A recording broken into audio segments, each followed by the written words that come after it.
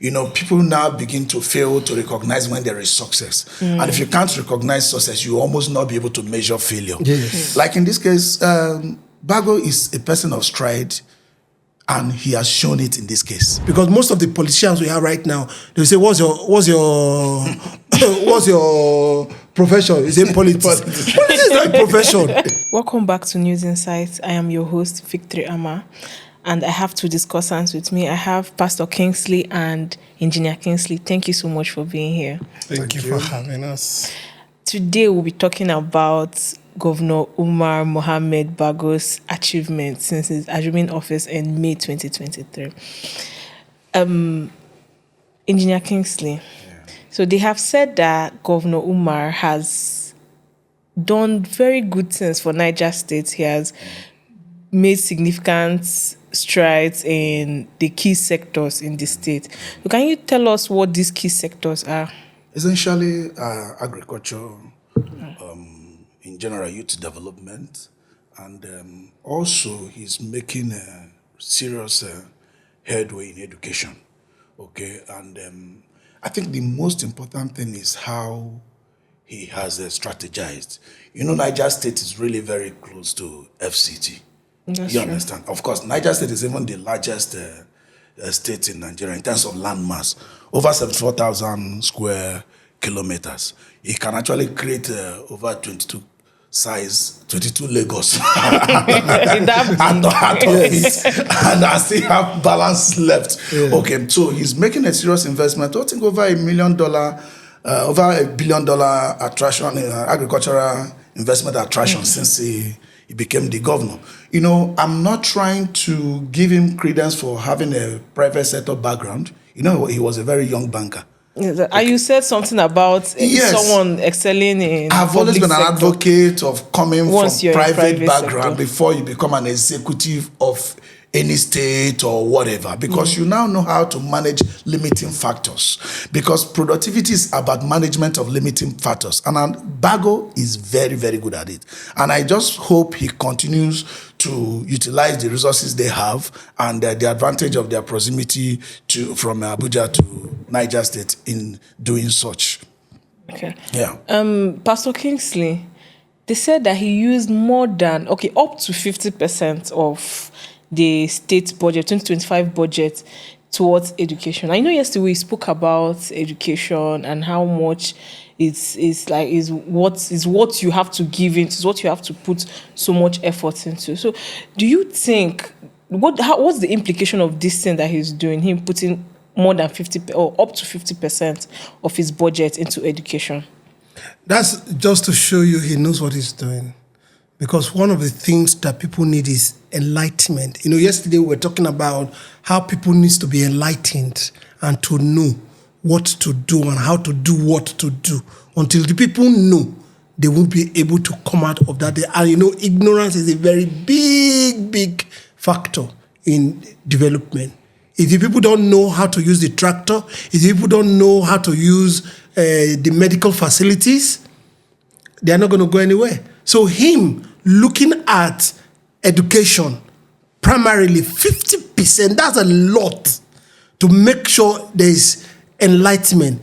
Now, he talks about the advantages Niger State has. Don't forget, 2 presidents has come from Niger State. 2 military head of state. Yeah. That's Abdul Salam and Babangida. They come from Niger State. Secondly, Niger State is one of the biggest states where energy is generated.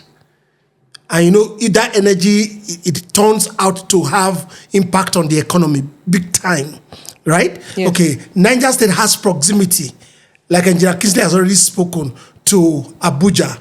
Niger State has a big landmass area for agriculture, and it borders a lot of other states and outside of the country as well. So if you look at their proximity and what they have, they need to be enlightened to know what they have and use what they have. And one of the good ways to do this is education. And let me just reiterate what is stated about being in the private sector first before you come into politics, because most of the politicians we have right now, they say, what's your profession? You say politics. Politics is not a profession. It's not. There's nothing like politics being a profession. Politics is self-service to the people, to humanity. And this was what Deji Adeyanju was saying that time. Exactly. He said we should ask some people. I don't want to mention their name here. What have they done before? He said they've never been, and I can mention them over and over and over and over again. People that are governors now, they've never done anything. They've been local government chairman, but him as a young guy, he became a banker. And he knows what bankers and the economy relates with. So if you see his strides, that means he has a vision, he has a purpose, and he knows where he's going. We're not singing. Why would we even sing his praise? If anybody is doing well, we should say the person is doing well. Of course. And if somebody is also not doing well, we say you are not doing well. I mean, that's how it should be. Of course. It's not that maybe he paid us to do this. Does he have to pay us? We are people only are interested in watching you when you criticize everything. yes. And when you criticize everything without giving them grades or without giving them a good score sheet, you are not educating the people. People now begin to fail to recognize when there is success. And if you can't recognize success, you almost not be able to measure failure. Yes. Like in this case, Bago is a person of stride, and he has shown it in this case. Tomorrow, if he deviates, I pray he doesn't, so that the people of Niger will benefit. His education, at the end of the day, like I just said it earlier, he could create 22 Lagos out of Niger State. Not only in landmass, even in economy. The last time he mentioned about trying to charge Nigerians because of the power they generate, everybody laughed over it. But without Niger State, there is no Nigeria. There is no Nigeria. I'm being open to you. There is no Nigeria, but people don't know that. Maybe that is why this name is after Nigeria, Niger State, Nigeria. Okay. If I am him today, I will go in the temple of that stride. If I also have opportunity to reach out to him, I will go in the temple of that stride. Create serious infrastructure and security network around Niger. Create one Lagos, at least very close to Abuja. To the FCT. Let there be rail infrastructure. Movement, yeah. Straight. The other day, Wike was demolishing people's houses. I don't want to go into the legality of it. Prosperity, people being able to build houses means there is prosperity. This prosperity Abuja is rejecting. Let Niger State create a network for them to come in. Come and build your house. Your house is your C of O. Just give them a plan. We don't do nothing. We'll not give you title to land. I'm not giving you title to land. I will give you a plan, a network to build. Build. When you build your house is your C of O. As Abuja is pursuing them, Niger State is accepting them. The prosperity Abuja is rejecting, let Niger State open up a network and accept them. Do you understand that he will create Lagos immediately? Let me tell you, if you are conversant with Lagos, original Lagos, there's no fake Lagos though. If you create, you'll be driving from Lagos into Ogun State, you wouldn't even know. You don't know, not that you wouldn't even know, you won't know. You understand? So do it intentionally. Do it intentionally. Plan it such that as Abuja is rejecting them in quotes, people will be coming from Niger State. They do it these days from Suleja, but this one is like a planned city. This is a little bit cumbersome doing it from Suleja axis. There is other axis here. He has a lot of axis to do it. Yeah, Madala.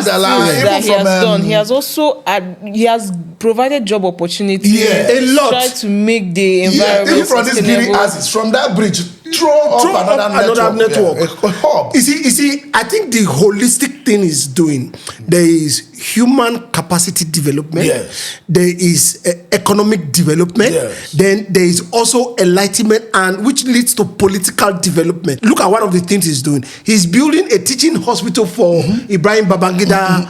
This thing. This allowable. Then he's liaising with Food Mina, right, to create a place of knowledge where they can have. I mean, he's doing well, and I pray that he keeps up. Yeah, I also hope and wish him. That is why if I have opportunity to get across to him, he shouldn't allow the partisan politics to cage him. Yes. So once you start moving in this tempo, You begin to tell your APC, PDP. See, you are serving Nigerians. Simple. Serve And Nigerians. people from You're not Niger, serving people from political- Niger, irrespective of PDP or APC. people from Niger State, Yes. do it. If you can even take a fresh platform to do it, do it. Because at the end of the day, this partisan politics here and there, they begin to tell you to bring your money to fight battle, to do this and that, chase and do all that, and you'll not abandon your people. He should not be trapped into that. Into politics. He should not be trapped into that. He should face his people. He should face the people of Niger and co-extensively Nigerians.